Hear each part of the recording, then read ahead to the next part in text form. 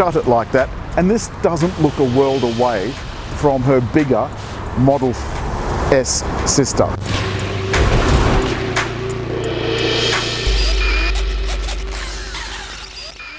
Here's an interesting thing. This is a rear-wheel drive car. So Yes, it is. all those enthusiasts out there, this is a rear-wheel drive sports car.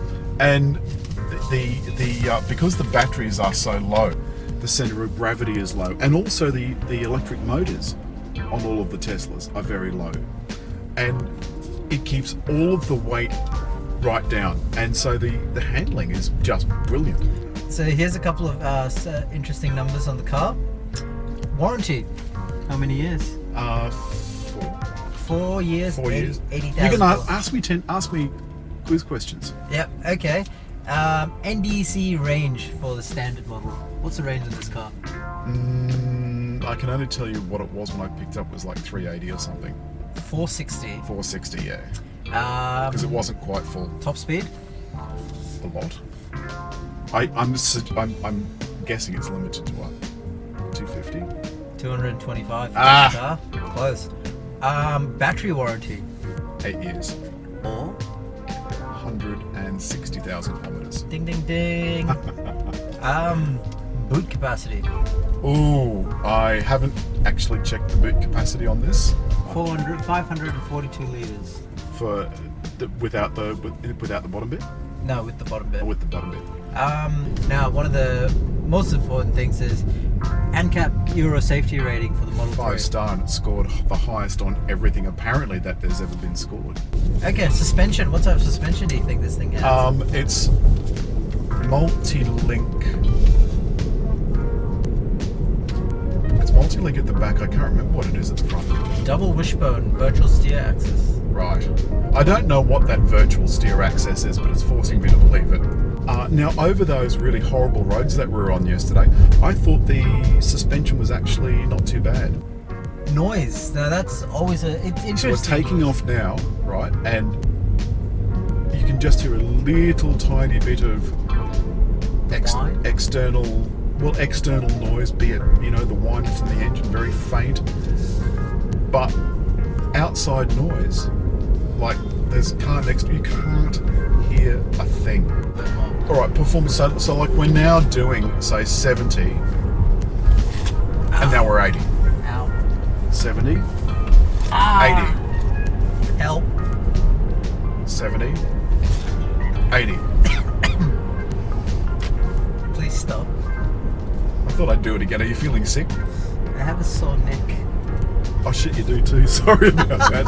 Well, we did quite an extensive drive yesterday, and I knew that the car did this. I said, why don't you go in, put in the town that we're going to, which is Picton, and the car will tell us how much range we will have left when we get there. And it did, and it was absolutely spot on. Oh yeah, absolutely. Which I thought was amazing. So the other thing that it will do is it will plot, and you just did this before, you plotted a course to Brisbane. We're not driving to Brisbane, but we could. Now Tesla are going to give me a Model S early in the new year, and I reckon we should actually do that. I reckon we should do a trip to Brisbane using that planning tool. Okie dokie. 3, 2, 1.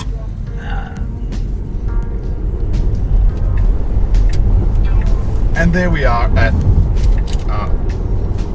80.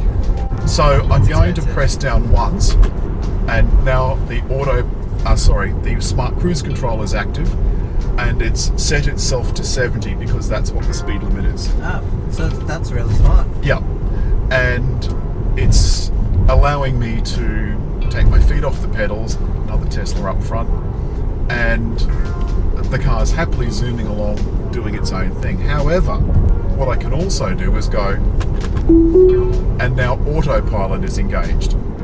And that means that the car is steering itself as well. So my hands are just resting lightly on the steering wheel. Now and the tell car's me, steering itself. do you like autopilot? No. Why? No, Alan, why? I'm not. I just don't like autopilot. I just don't. I enjoy driving. I think the lane positioning was the one that Yeah. you're not comfortable with, is it? Now, to change the speed, you just wind the right-hand key up and it raises the speed. And you can see here on the center dial. Now, this is the other interesting thing that we haven't mentioned yet, is this center tablet, which is divided up, and the driver's side is the driver's instruments. Yeah. So there's no other driver's instruments in the car, only this band here. And I asked Tesla why there's not at least a heads-up display. And one of the things they said to me was, well, this car is set up for self-driving. So it's just an update away. There you Now go. the other thing is that this car will absolutely get the shits if you don't have your hands on the steering wheel. And yesterday, even though my hands were on the steering wheel, by the way, I didn't take them off, but they were just resting lightly, and the car said, no, your hands aren't on the steering wheel. And it made us, and we had to, in order to re-engage, it said, no, will not have autopilot for the rest of this trip. So Yeah, it bad. actually turned it off completely. Turned it off completely. Absolutely ridiculous. So I think this is actually an amazing car. There isn't anything I don't like about it. Unlike you, I wasn't pernickety about bits of panel fit, though yes, that's definitely a problem, and as you pointed out, some of them are made in a tin. You know, but hey ho. All in all, I think it's a really nice job with Tesla. I love everything about it. This takes only a moment to get used to, and then you don't even notice the instruments aren't directly in front of you. If I was still rating cars, I'd give this an incredibly high rating, but I'm not, so I won't. I think this is absolutely beautiful. As always, hit just, I'm thinking there, to subscribe.